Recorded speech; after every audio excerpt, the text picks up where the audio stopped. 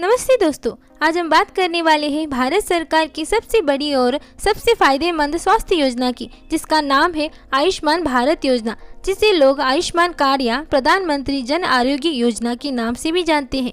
यह योजना 2025 में और भी ज़्यादा सस्त और आसान बना दिया गया है, ताकि ज़्यादा से ज़्यादा गरीब और ज़रूरतमंद परिवारों को मुफ्त इलाज मिल सके। और सरकार इस योजना के तहत हर साल 5 लाख तक का मुफ्त इलाज देती है, वो भी पूरे परिवार के लिए। यानी अगर परिवार में 5 लोग हैं और किसी को गंभीर बीमारी हो जाती है तो उसका इलाज बिना एक भी पैसा खर्च किए हो जाएगा। इस कार्ड की सबसे बड़ी खासियत ये है कि इलाज देश के किसी भी राज्य की सरकार और चुने हुए प्राइवेट हॉस्पिटल में कराया जा सकता है। आपको सिर्फ अपना आयुष्मान कार्ड दिखाना है और इलाज शुरू हो जाएगा। ना फॉर्म की टेंशन, ना ही कैश की ज़रूरत। और अब सवाल आता है कि आयुष्मान कार्ड कौन बना सकता है। अगर आपके पास राशन कार्ड है, अगर आप मजदूर हैं, दिहाड़ी करते हैं, किसान हैं, या फिर आपकी सालाना आमदनी 2,50,000 से कम है, तो आप इस योजना के लिए पात्र हैं।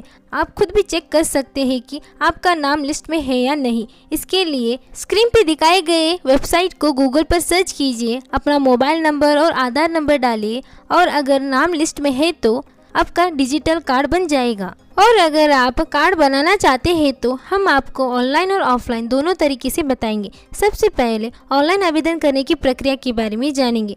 पहले स्क्रीन पर दिखाई गई वेबसाइट पर जाइए। दूसरा, होम पेज पर आई एम एलिजिबल या आयुष्मान कार्ड बनाने पर क्लिक करिए। तीसरा, अपना मोबाइल नंबर डालिए और OTP से लॉगिन करिए। चौथा, अब अपना आधार नंबर डालिए और वेरिफिकेशन करिए। पांचवा, अगर आप पात्र हैं और आपका नाम लिस्ट में है तो जनरेट आयुष्मान कार्ड का ऑप्शन आएगा। छठा, कार्ड जनरेट होते ही आप उसे डाउनलोड कर सकते हैं या डिजिटल लॉकर में सेव कर सकते हैं। और जिसके पास डिजिटल लॉकर या मोबाइल नहीं है, वे अपने कार्ड को कॉमन सर्विस सेंटर या जन सेवा केंद्र से भी बनवा सकते हैं।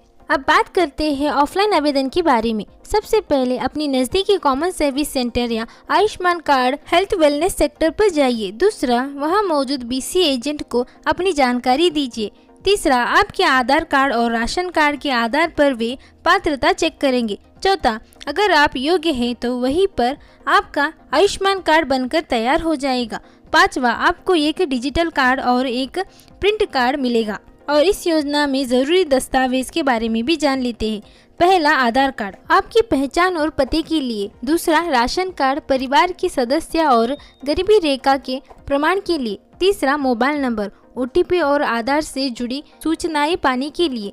चौथा, पासपोर्ट साइज फोटोज, कभी कभी आवश्यक होती है अप्लाई करने के लिए। पांचवा, निवास प्रमाण पत्र, कुछ राज्य में आवश्यकता हो सकता है। और अगर आपके पास दस्तावेज है तो आपका आवेदन बहुत ही आसानी से हो जाएगा। और कुछ जरूरी बातें। सबसे पहले, कोई भी एजेंट या व्यक्ति आपसे पैसे मांगता है तो साफ मना करे।